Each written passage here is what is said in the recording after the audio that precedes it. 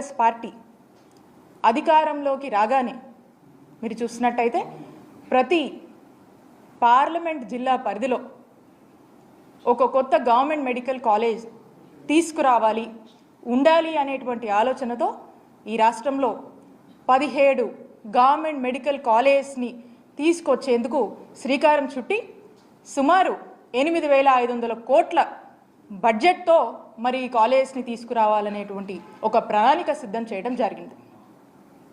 ఒక్కసారి ఆలోచన చేయండి, ఒక మెడికల్ కాలేజ్ ఈ రాష్ట్రంలో రావాలన్నా, ఒక మెడికల్ కాలేజ్ తేవాలన్నా ఓవర్ నైట్లో అయిపోదు. It's not that easy.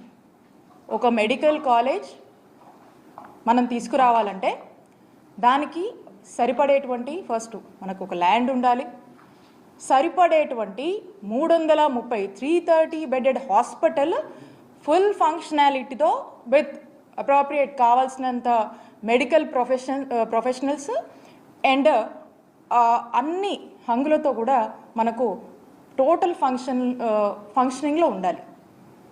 అంటే ఒక మెడికల్ కాలేజ్ తేవాలంటే ఈ హాస్పిటల్ ఈ విధంగా ఫంక్షనింగ్లో ఉండాలి. అప్పుడు కానీ మనము దానికి ఇంకా కొంత క్రైటీరియా ఉంటుంది, దానికి కొంత సర్టెన్ టైం అంతా ఉంటుంది. సో దాన్ని మనము చూపిస్తా ఒక మెడికల్ కాలేజ్కి మనము అప్లై చేసుకోవచ్చు. సో ఇదంతా కూడా it's a time taken procedure. ఒక మెడికల్ కాలేజ్ తేవాలంటే మనం చూసినట్టయితే మన రాష్ట్రంలో అంటే మన ఆంధ్రప్రదేశ్ రాష్ట్రంలో 1923 సంవత్సరం అప్పట్లో మనకు మొట్టమొదటి కాలేజ్ ఆంధ్ర మెడికల్ కాలేజ్ మరి అప్పుడు మనకు వచ్చింది. అంటే 1923 నుంచి మీరు చూసుకున్నట్టయితే 2023 వరకు అంటే 100 సంవత్సరాలలో మనకు ఉన్నటువంటి మెడికల్ కాలేజెస్ అన్ని 11 గవర్నమెంట్ మెడికల్ కాలేజెసే మన రాష్ట్రానికి మనకు ఉన్నాయి. అంటే 11 గవర్నమెంట్ ఎగ్జిస్టింగ్ మెడికల్ కాలేజ్ ఉంటే వీటిని మళ్ళా మా ముఖ్యమంత్రి గారు జగన్మోహన్ రెడ్డి గారు నాడు నేడు అని చెప్పి 3,820 కోట్లతో మరి వీటిని కూడా నాడు నేడులో రివాంప్ చేస్తూ మరి వీటిని కూడా బాగు చేస్తూ మరి కొత్త మెడికల్ కాలేజ్ 17 తీసుకురావాలనేటువంటి అడుగులు ఏ విధంగా వేస్తారో మీరు చూస్తున్నారు. అంటే ఒక్కసారి మీరు ఆలోచన చేయండి, 100 సంవత్సరాలకి 11 మెడికల్ కాలేజెసే మనకు అందుబాటులో ఉంటే 5 సంవత్సరాల కాలంలో 5 మెడికల్ కాలేజెస్ని ప్రారంభించి ఇంకొక 5 మెడికల్ కాలేజ్ ఈ సంవత్సరం మనకు రావాల్సి ఉంది. నెక్స్ట్ ఇయర్కి మనం చూసినట్టయితే ఇంకొక 7 మెడికల్ కాలేజ్ మనం ప్లాన్ చేసుకున్నాం. అంటే ఈ 17 మెడికల్ కాలేజ్ నేను ఏదైతే చెప్తా ఉన్నానో ఈ 17 మెడికల్ కాలేజ్ ఒక యాక్షన్ ప్లాన్ అనేది మనం వేసుకున్నాం. ఏంటి యాక్షన్ ప్లాన్ అంటే ఫస్ట్ ఫేజ్లో ఒక 5 మెడికల్ కాలేజ్ తీసుకురావాలి, సెకండ్ ఫేజ్లో ఇంకొక 5 మెడికల్ కాలేజ్ తీసుకురావాలి, ఆ తర్వాత ఫేజ్లో ఇంకొక 7 మెడికల్ కాలేజ్ తీసుకురావాలి అనేది ఒక యాక్షన్ ప్లాన్ ఫేజ్డ్ మేనర్గా 3 ఫేజెస్ కింద మనం పెట్టుకున్నాం. అన్ఫార్చునేట్లీ మన ప్రభుత్వం వచ్చినాక కోవిడ్ పాండమిక్ వల్ల దేశమే స్తంభించిపోయింది.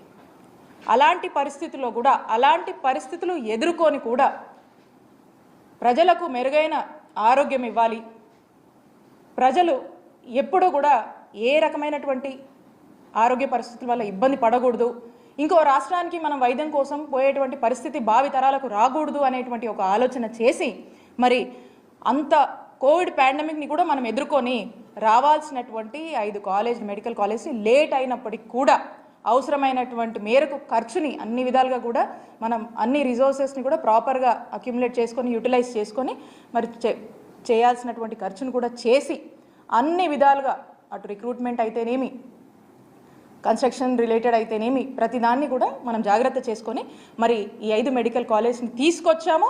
5 మెడికల్ కాలేజ్ని మరి లాస్ట్ ఇయర్ మీరు చూసారు జగన్మోహన్ రెడ్డి గారు వీటిని ప్రారంభించారు. మరి ఈ సంవత్సరానికి సంబంధించినటువంటి సెకండ్ ఫేజ్లో మనం మాట్లాడుతున్నటువంటి 5 మెడికల్ కాలేజెస్ వాటి పరిస్థితి ఏంటి? ఆల్రెడీ మా టెన్యూర్లోనే మేమున్నప్పుడు దానికి కావాల్సినటువంటి ఇన్ఫ్రాస్ట్రక్చర్ని దానికి తగినటువంటి కొంత గ్రౌండ్ వర్క్ అనేది మేము పూర్తి స్థాయిలో కూడా మేము చేయడం జరిగింది. ఇంకా కొంత చేయవలసింది ఉంది. ఆ చేయవలసింది కూడా ఇప్పుడు ప్రభుత్వంగా ఆ బాధ్యత మీ మీద ఉందని తెలియజేస్తా ఉన్నాం. మరి ఆ బాధ్యతను మీరు సక్రమంగా నెరవేర్చి ఈ 5 కాలేజీలు మరి ఈ సంవత్సరం అందుబాటులోకి రావాల్సినటువంటి అవసరం ఏదైతే ఉందో ఆ 5 కాలేజీలని మరి రావాల్సినటువంటి పరిస్థితుల్లో మరి ఏ కాలేజీ కూడా మరి ఇప్పటికి కూడా మనకు వీటి మీద ఒక ప్రాపర్ క్లారిటీ అనేది లేదు.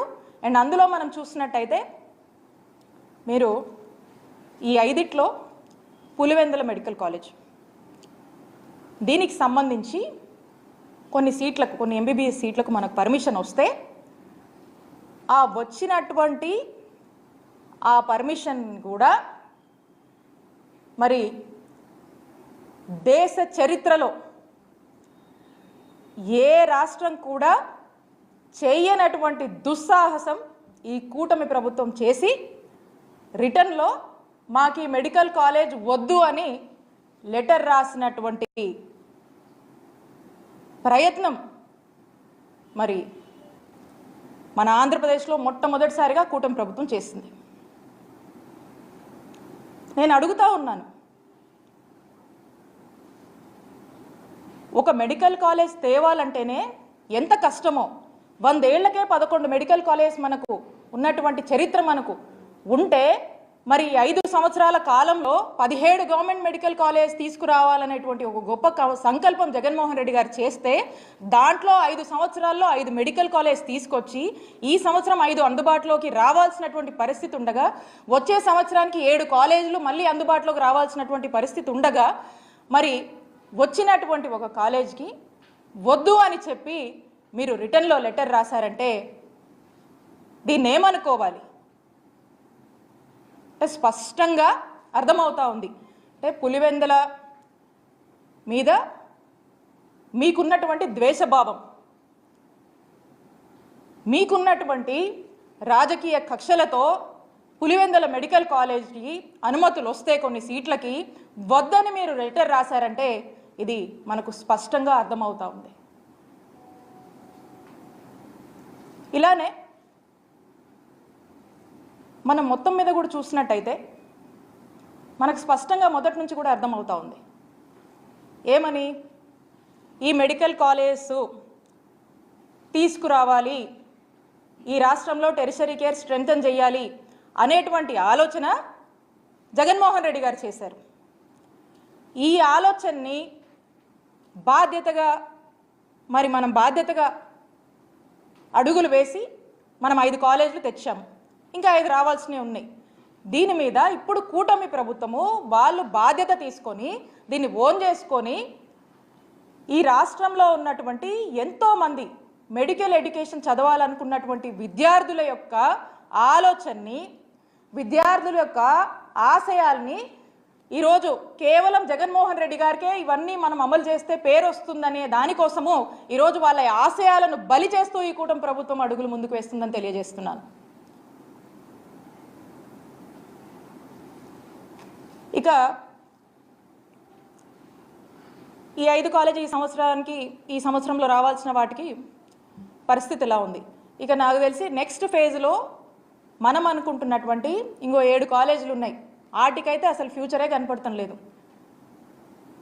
ఈ రాష్ట్రంలోని విద్యార్థులకు ఆ హోప్ కూడా ఏమాత్రం కూడా అనిపించట్లేదు కూడా. ఎందుకంటే లీస్ట్ రెస్పాన్సిబిలిటీ,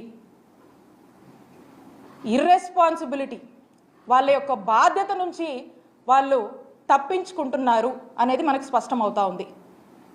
దీని మీద ఒక క్లారిటీ ఇస్తే, దీని మీద